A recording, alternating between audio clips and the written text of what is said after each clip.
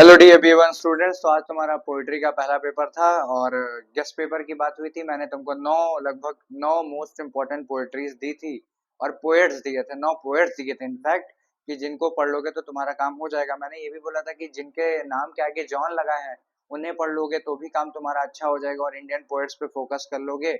और एक पोइट्री भी पढ़ाई थी नजीम एज़ेकिएल की रातों रात, और वो भी सब आ चुका है। चलो देखते हैं पेपर का एनालिसिस देखते हैं।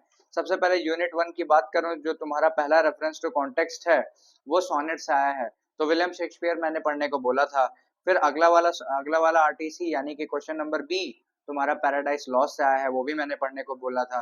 फिर ये रेफरेंस टू कॉन्टेक्स्ट में सी ये आया है एब्सलम एंड अकिटोफल से, ये भी मैंने बोला था, अपनी शॉर्ट वीडियो में भी बोला था। ऊपर से जब मैंने टेलीग्राम ग्रुप में मैसेज किया था उसमें भी बोला था कि एब्सलम एंड अकिटोफल पढ़ लेना।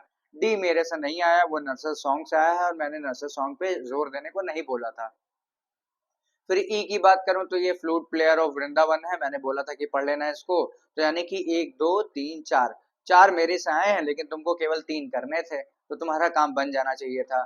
फिर यूनिट 2 की बात करूं जहां पे तुमको आंसर सप्लाई करने, लॉन्ग आंसर सप्लाई करने हैं। तो पहला सवाल आया है शेक्सपियर की सोनेट से, व्हेन इन डिसग्रेस से। तो मैंने शेक्सपियर को टॉप प्रायोरिटी लिस्ट में चौथे नंबर पे रखा था जब मैंने तुमको 9 पोएट्स बताए थे, तो चौथे नंबर का है ये।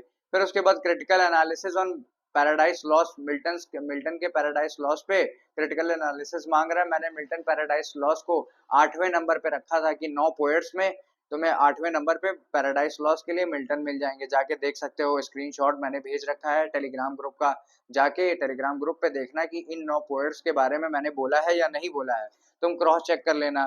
फिर उसके बाद बात की जाए यूनिट 3 की, तो यूनिट 3 में नर्सर सॉन्ग आ गया है। नर्सर सॉन्ग को मैंने इंक्लूड नहीं किया था, विलियम ब्लेक मैंने इंक्लूड नहीं किया था, लेकिन इसके जो और वाला सवाल है उसमें जॉन कीट्स देखने को मिल जाते हैं, ला बेली डेम सैंस मर्सी के साथ में। तो तुम्हारा ये यूनिट भी बन गया। फिर बात आती है यूनिट 4 की। तो यूनिट 4 में बगमरे का सवाल आया है, तरुदत्त, जो कि मैंने क्वेश्चन जहां पे मैंने इंपॉर्टेंट क्वेश्चंस बताए थे वहां पे इसका जिक्र किया था, लेकिन मान लो चलो अच्छा तुमने क्वेश्चन नहीं देखे, तुमने केवल वही 9 इंपॉर्टेंट पोएट्स देखे हैं। तो अगला वाला जो देखो 9 इंपॉर्टेंट पोएट में 5वें नंबर पे मैंने रविन्द्रनाथ टैगोर को रखा था और रविन्द्रनाथ टैगोर आया भी है। फिर उसके बाद यूनिट 5 जो कि आखिरी यूनिट है, उसमें जो क्वेश्चन नंबर 9 है नजीम एज़ेकिएल को मैंने नंबर 1 पे रखा था। तो लास्ट क्वेश्चन तुम्हारा 8 नंबर का उनसे आया है। और उसके बाद stopping by the woods on a snowy evening, ये जो है ये बहुत आसान पोइट्री है और ये 9th नंबर पे मैंने इसको रखा था। और इसकी लाइंस तो इतनी आसान है कि आज तक मुझे भी याद है, the woods are lovely dark and deep but I have so many promises to keep before I sleep. तो इसी के साथ आशा करता हूँ कि तुम्हारा पेपर अच्छा गया हो। और ड्रामा ड्रामा पेपर के लिए 2 ड्रामा है, वेयर देयर अ विल और arms and the man. Arms and the man मैंने पहले ही पढ़ा रखा है, जाके देख सकते हो।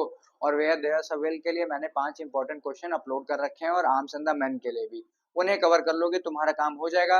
रही बात रेफरेंस टू कॉन्टेक्स्ट की, तो 5 से 6 साल का रेफरेंस टू कॉन्टेक्स्ट तुम सॉल्व कर लेना आर्म्स एंड द मैन का, उससे भी तुम्हारा काम हो जाएगा।